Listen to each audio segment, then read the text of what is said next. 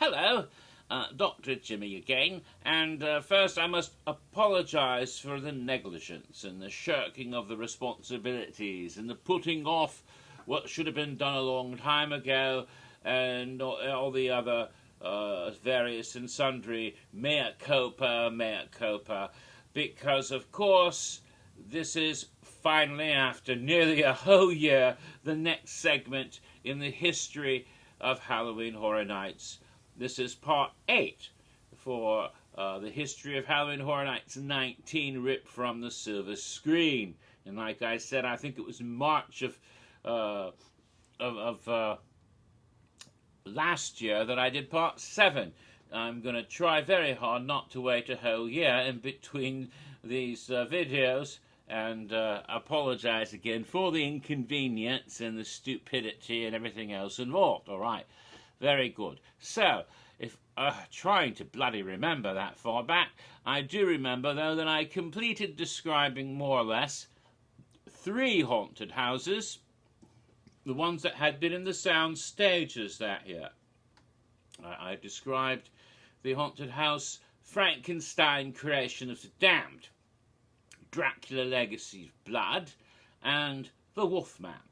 However, there's an interesting anecdote about Dracula Legacy of Blood that I should have brought up, and I don't think I did in whichever videos I talked about that one. There was an incident that occurred when I first went into the house. See, when I first went into that house, it was still quite daylight. I'd walked into the park one of those on the opening night of the event, and it was a bright sunny day at that point. I believe it rained later on.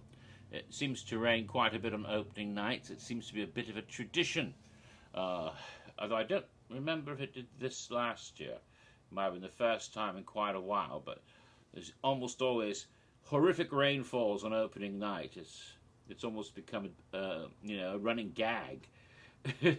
But anyway, that particular afternoon, though, right at opening, was bright and sunny, and there were lots of people milling about, and I was walking down the Avenue of the Stars, as they call it, on my way to Finnegan's to have a pint. But then right in front of me were people that I knew. There was Kim and Jake, and I think there might have been someone else, and they wanted immediately to go into a haunted house with me and go immediately into the haunted house that was right there, and that was Dracula Legacy of the Damned. And so I said, oh, all right, I'll go in with you right now. So I went in with them, breaking my long-standing rule of waiting until after it's sundown before I start going into houses, because of the whole light differential. Good example right here. Now, if I get a bit closer, the computer will brighten up this image, because my own shadow will fall across a light sensor located somewhere in here, and then you can actually see me a little more clearly. And even with the light shining on me, there's a light over there, even though with that light shining on me, when I sit back and that sensor doesn't detect anything, because it's so much brighter coming in through those windows, and I only have the Venetian blinds, and they're really not quite enough, and there's no blind on the door itself. That's the door there. Should be over there. That's weird. Should be over there. What is that? If that's not the... Oh, that's a window. I see. That's okay. So there's I thought this was a reverse image again. Oh, it is a reversed image. Okay, I see what it is. Over here, that is a window where for some reason oh, I know why. It's because the cat, you can't quite see it, but let me just turn the computer. This is getting silly. Ta-da! There is the amazing, right there, the amazing Castle Bob. Yes. For the first time presented Castle Bob. a Gothic structure of doom overlooking the village of my desk and computer, where the fiendish overlord, Bob the Cat, plots her iniquities, rather like the Grinch looking down on Whoville or Dracula looking down on the village or whatever. That's Bob the Cat up there, and because she likes to look out the bloody window, she insists that we open the blind there. Because if we let the blind go down, giving some more shade in the room, then the cat's like, meow, meow, meow, meow, complaining, scratching at the thing with her paws, complaining, scratching again, and you have to open it, and then she's content, like she is now, sleeping quietly up on top of the castle. Well, she's not really sleeping. I can see her little ears and eyes. She's pretending to sleep while she's observing me here. And if I say the wrong thing, she'll leap down and bite me, or claw me, or something.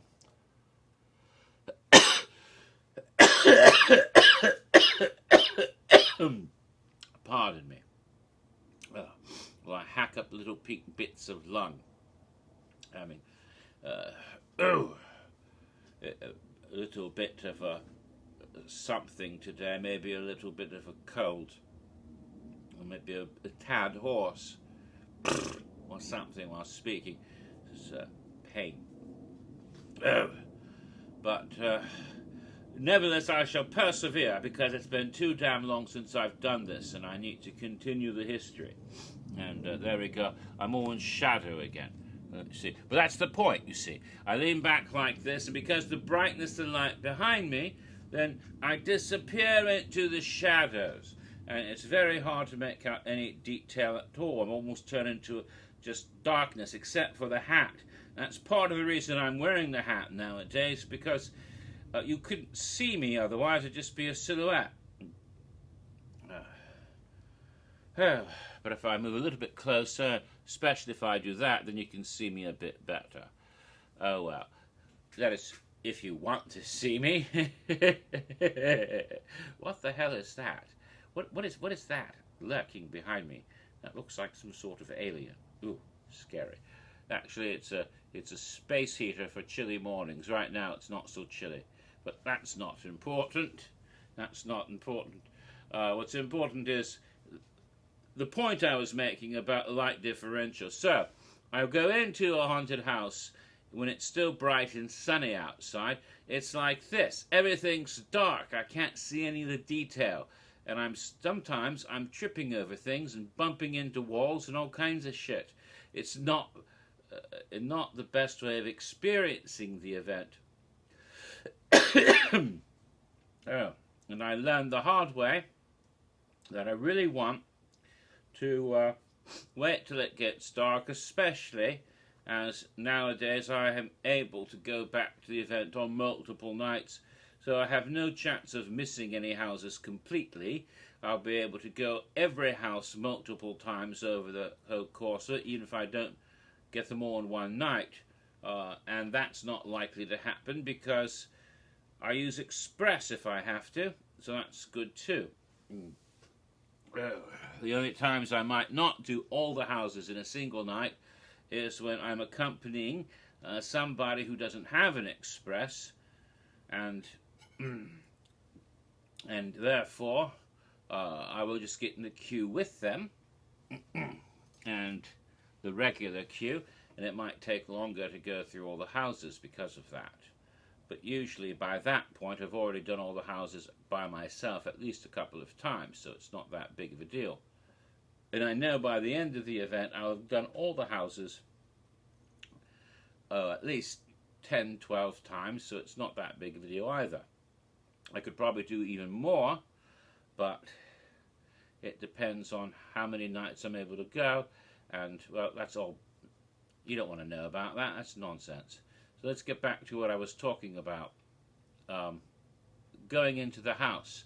So I went into the house, Dracula Legacy of Blood, and everything was black. I couldn't see a damn thing, and it was not very enjoyable as I'm stumbling through the house and not seeing any details. And so, of course, later in the evening, I go back when it's dark and I can see all the lovely stuff I talked about previously.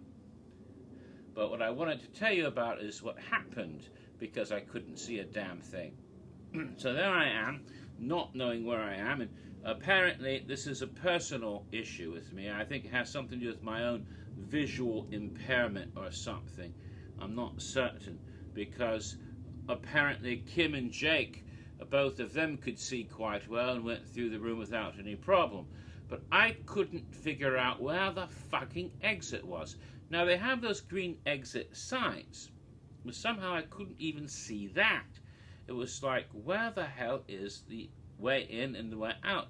And I thought I saw a doorway, vaguely, and I was trying to go through the doorway, and I thought there'd be stuff in front of my face, because very often there's stuff hanging in your face, and there was some sort of something. So I was going to push that out like I do, and reach out, pushing the stuff out of my way so I could go through this doorway. And as I reached out, I feel flesh, and I'm touching a human face, and uh-oh, and I pull back, and I'm afraid I might have caused a problem, because I felt very clearly the makeup as well as on a human face, and I pull my hand back, because I'm shocked by what just happened. And then the person whose face I touched very gently turned me around and pointed that way. Didn't say anything, but pointed to where the actual exit was. And so I then went that way, and I realized that there was, in fact, one of the early appearances of the Count himself, often not missed by a lot of people. Mainly it was brides, but there were a few occasions when you would meet Dracula himself in that house. And it was an actor, a scare actor, who was playing Dracula. I believe a young man named Kyle, in fact, who was playing Dracula in that scene. And I grabbed his face because I walked into his boo hole. That sounds a bit naughty. I walked into his boo hole thinking it was the exit from the scene. And having entered his boo hole, he sort of violated his personal character space. That's, oh my goodness, totally, because I'm blind, basically. That was the amusing story. So, not that amusing, but it shows what can happen. And that's a very good reason why I try to avoid going into the haunted houses during daylight hours, because I don't want to go around penetrating your boo hole and grabbing your face. That's just wrong, you see. And I've apologized to the fellow, and he didn't really seem to be bothered too much by it, and thought it was kind of silly, funny, or whatever, but it was like embarrassing, really, more than anything else, how that happened.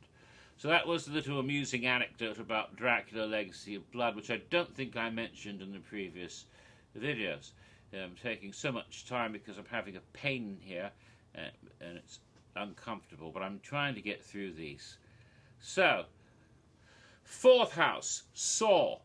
Saw, based on the Saw film franchise, especially the first few films that had come out by the year 2009, and it was rather nifty. There were some really cool scenes. You enter into Jigsaw's sort of workshop, and you have all the video monitors, the little Billy doll, shall we play a game, or whatever. I can't do the voice right.